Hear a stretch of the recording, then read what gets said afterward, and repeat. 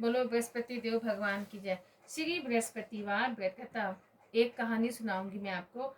भारतवर्ष में राजा राज करता था। वह बड़ा प्रतापी और दानी था। वह नित्य गरीबों और ब्राह्मणों की सहायता करता था। यह बात उसकी रानी को अच्छी नहीं लगती थी। वह न ही यह गरीबों को दान देती, न भगवान का पूजन करती और राजा को भी दान देने से मना किया करती थी। एक दिन राजा शिकार खेलने वन को गए हुए थे। रानी महल में अकेली थी। उस समय बृहस्पति देव साधु के भेष में राजा के महल में भिक्षा लेने के लिए गए तो भिक्षा मांगी तो रानी ने भिक्षा देने से इनकार कर दिया और कहा, हे साधु महाराज, मैं इस दानपुर से तंग आ गई हूँ। मेरा पति सारा धन लुटाता रहता है। मेरी इच्छा है कि हमारा धन नष्ट हो जाए, फिर रहेगा बांस, न बजेगी बांसुरी।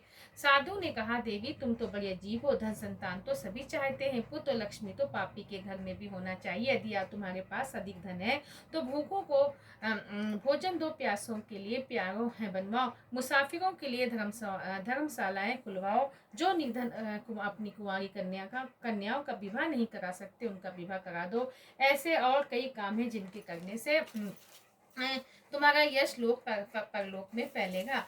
परंतु रानी पर उपदेश का कोई है प्रभाव न पड़ा। वह बोली, महाराज आप मुझे कुछ न समझाएं। मैं ऐसा धन नहीं चाहती जो हर जगह बांटती फिर। साधु ने उत्तर दिया, यदि तुम्हारी ऐसी इच्छा है तो तथास्तु। तुम्हें ऐसा करना है कि बृहस्पतिवार को घर लीप कर पीली मिट्टी से अपना सिर धोकर स्नान करना, भट्टी चढ़ा के कपड़े धोना। ऐसा करने से आपका सारा धन नष्ट हो जाएगा। इतना कहकर साधु महाराज वहां से अलोप हो गए। जैसे वह साधु कह गया था, रानी ने वैसे ही के अच्छे बृहस्पतिवार ही बीते थे। उसका समस्त धन नष्ट हो गया और भोजन के दोनों तरसने लगे। सांस से भोग से दुखी करने लगे।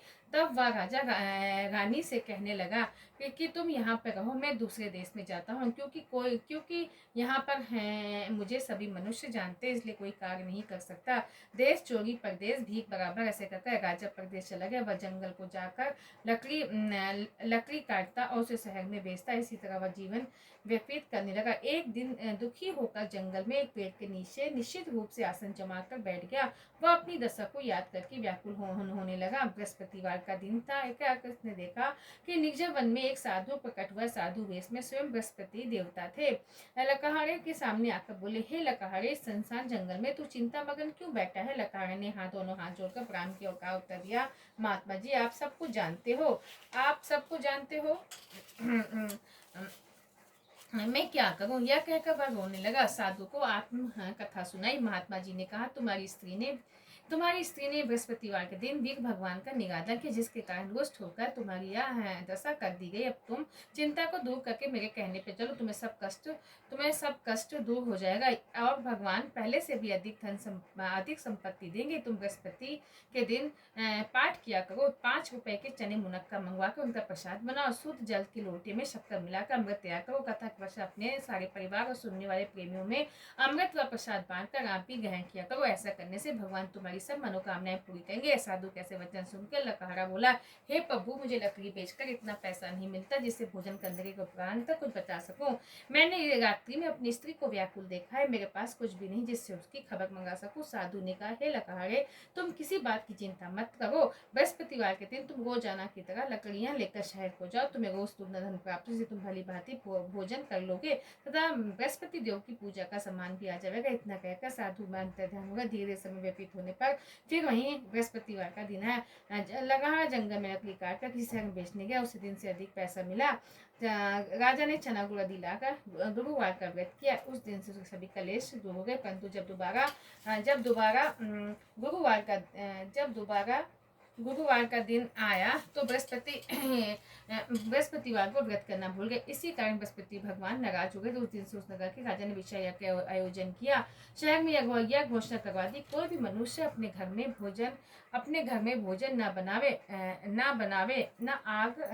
आग जलावे। समस्त जनता मेरे यहाँ भोजन करने आवेगी। इस आज्ञा को जो न माने उसे फांसी की सजा दी जाएगी। इस तरह की घोषणा संपूर्ण नगर में करवा दी गई।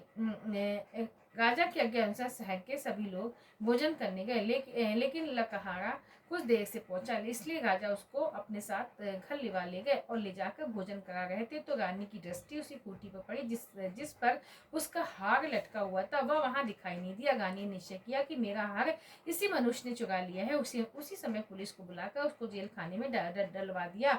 जब लकहारा जेल खाने में पड़ गया तो बहुत दुखी होकर विचार करने लगा कि न जाने कौन से पूर्व जन्म के कर्म से मेरे लिए दुख प्राप्त हुआ है। और उसी साधु के बाद उसने कहने लगा कि जंगल में मिला था। उसी समय तत्काल बृहस्पति देव साधु के रूप प्रकट हो उसकी दशरथ कहने लगे, अरे मूर्ख, तुमने बृहस्पति देव की कथा नहीं करी, इसी कारण तुझे दुख प्राप्त हुआ है। अब चिंता मत कर, बृहस्पतिवार के दिन जेल खाने के दरवाजे पर 4 पैसे पड़े मिलेंगे, तू उनसे बृहस्पति देव की पूजा करना, सभी कष्ट दूर हो जाएंगे। एक बार बृहस्पति के रोज 4 पैसे पड़े मिले। लकाड़े ने हाथ जोड़कर लकाड़े ने कथा कही। उसी रात्रि को बृहस्पति देव ने उस नगर के राजा को सपने में कहा, हे राजा, तुमने जिस आदमी को जेल खाने में बंद कर दिया वह निर्दोष है, वह राजा, उसे छोड़ देना। रानी का हार उसी खूंटी पर लटका, अगर तू ऐसा नहीं करेगा तो मैं तेरे राज को नष्ट कर दूंगा। इस रात्रि सपने को देख राजा प्रातः काल उठा, खूंटी पर हार देकर लकाड़े बुलाकर छवने लकहारे का योग सुंदर वस्त्र भूषण देकर विदा किया। बृहस्पति देव के अज्ञान से लकहारे अपने नगर को चल दिया। राजा जब अपने नगर के निकट पहुंचा तो उसे बड़ा आश्चर्य हुआ। नगर पहले से अधिक बाग, तालाब, कुएं, बहुत सी धर्मशालाएं, मंदिर है बन गए। राजा के पूछा, यह किसके बाग धर्मशाला है? तब नगर के सब लोग कहने लगे, ये सब रानियों बांदी के। जो राजा को आश्चर्य हुआ, गुस्सा भी आया। तब रानी ने यह खबर सुनी कि राजा आ गए तो उसने बांदी से कहा कि हे दासी, देख राजा हमको कितनी बुरी हालत में छोड़ गए थे। हमारी ऐसी हालत देखकर वो लौट न जाए, इसलिए तू दरवाजे पे खड़ी जा। दासी दरवाजे पे खड़ी हो गई। राजा आए तो उन्हें अपने साथ लिवा ली।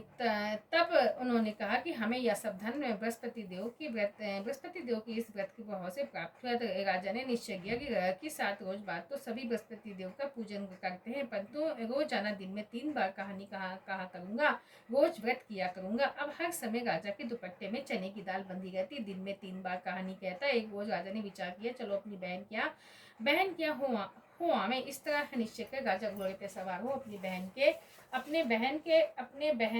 बहन के यहाँ को चलने गया। मार्ग में उसने देखा कि कुछ आदमी एक मुर्दे को लिए जा रहे हैं। उसे रोक राजा कहना, अरे भैया, मेरी बृहस्पति की कहानी सुन लो।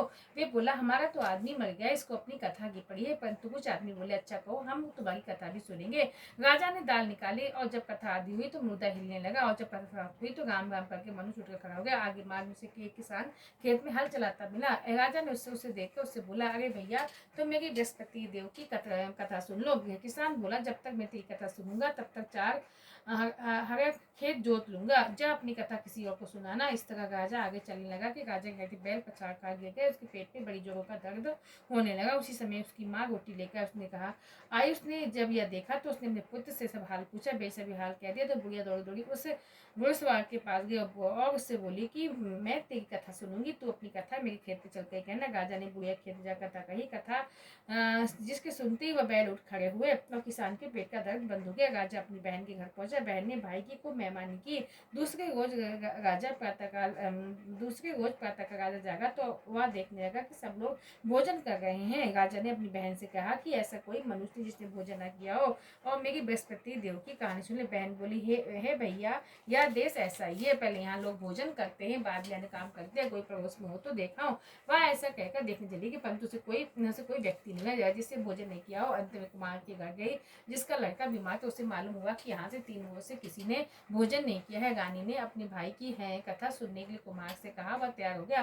राजा ने जाकर बृहस्पति देव की कथा कही, जिसको सुनकर उसका लड़का ठीक हो गया। अब तो राजा की प्रशंसा होने लगी। एक रोज राजा अपनी बहन से कहा कि हे बहन, हम अपने घर को जाएंगे, तुम भी तैयार हो जाओ। राजा की बहन ने अपनी सास से कहा। सास ने कहा, हाँ चली जा, परंतु अपने लड़कों को मत देना, क्योंकि तेरे भाई की कोई औलाद नहीं है। बहन ने अपने भाई से कहा, हे भैया, मैं तो चलूंगी, कोई बालक नहीं जाएगा। राजा बोला, जब कोई बालक नहीं चलेगा तुम क्या करोगी? बड़े दुखी मन से राजा अपने नगर को लौट आया। राजा ने जब अपनी रानी से हम निर्वंशी राजा है, हमारा मुख देखने को घर नहीं और कुछ भोजन आदि नहीं किया। रानी बोली, हे प्रभु, बृहस्पति देव हमें सब कुछ दिया है, हमें औलाद अवश्य दे। उसी रात्रि बृहस्पति देव ने राजा को सपने में कहा, हे राजा उठ, सभी सोच त्याग दे, तेरी रानी गर्भ से। राजा की बात सुनकर बड़ी खुशी हुई। उसे 9वें महीने में उसके गर्भ से एक सुंदर पुत्र पैदा हुआ। तब राजा बोला, हे रानी, स्त्री बिना भोजन के रह सकती है, बिना कहे नहीं रह सकती। जब मेरी बहन आवे तुम उससे कुछ कहना मत। रानी ने सुनकर हाँ कर दिया। जब राजा की बहन ने शुभ समाचार सुना तो बहुत खुश हुई, तो बधाई लेके अपने भाई के यहाँ आई। तब रानी ने कहा कि गधा चढ़ाई हूँ। राजा की बहन बोली, भाभी, मैं इस प्रकार न कह रही तो तुम्हें औलाद कैसे मिलती? बृहस्पति देव ऐसे ही हैं, जैसे जिसके मन में कामनाएं हैं सभी को पूर्ण करते हैं। जो सद्भावना पूर्वक बृहस्पतिवार का व्रत रखता है, यूं कथा पढ़ता सुनता है, बृहस्पति देव उसकी मनोकामना पूर्ण करते हैं। भगवान बृहस्पति देव की सदैव रक्षा करते हैं। उसकी सदैव भगवान बृहस्पति देव इसकी सदैव रक्षा करते हैं। संसार में सद्भावना से भगवान जी का पूजन व्रत करके सच्चे हृदय से उसका मनन करते हुए जय जयकार बोलना चाहिए। बोलो बृहस्पति देव भगवान।